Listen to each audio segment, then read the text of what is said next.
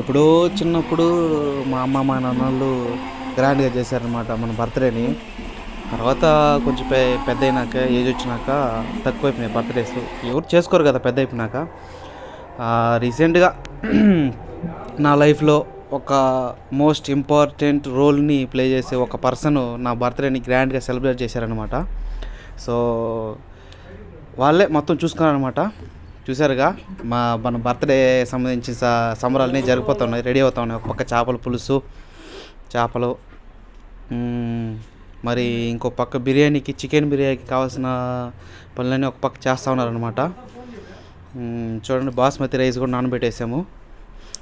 బిర్యానీ వచ్చేసి మామూలుగా మీకు తెలిసి ఉంటుంది, నేను చాలా వీడియోస్ పెట్టినా మన ఛానల్లో బిర్యానీ ఎలా చేయాలనేది.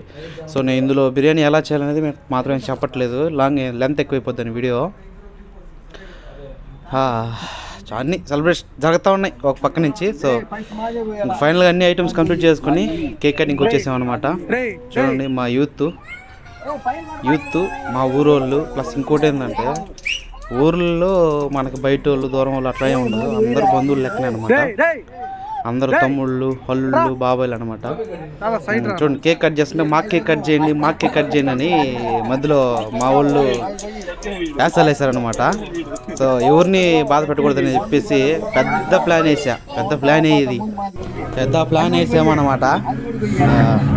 ఓకే, కేక్ కటింగ్ కంప్లీట్ అయిపోయింది. ఈ బర్త్డేని నాకు సెలబ్రేట్ చేసిన నా ఫ్రెండ్స్ అందరికీ, వీడియోలో కనబడకపోయినా నా బర్త్డేని ఇంత గ్రాండ్గా చేసిన ఆ పర్సన్కి థ్యాంక్ యూ. ఓకే, మొత్తానికి కేక్ కటింగ్ అయితే అయిపోయింది. చూడండి, అల్లుళ్ళు, తమ్ముళ్ళు అందరూ కలిసి మా అల్లుడు ఒక ముద్దు పెట్టాడు అనమాట, చిన్న కిస్ ఇచ్చాడు వాడు. చాలా వండర్ఫుల్ మూమెంట్ కదా, నాకు కూడా చాలా హ్యాపీ అనిపించింది అనమాట. ఇంత పెద్దగా కూడా ఇంకా కేక్ కటింగ్లు ఏంటి.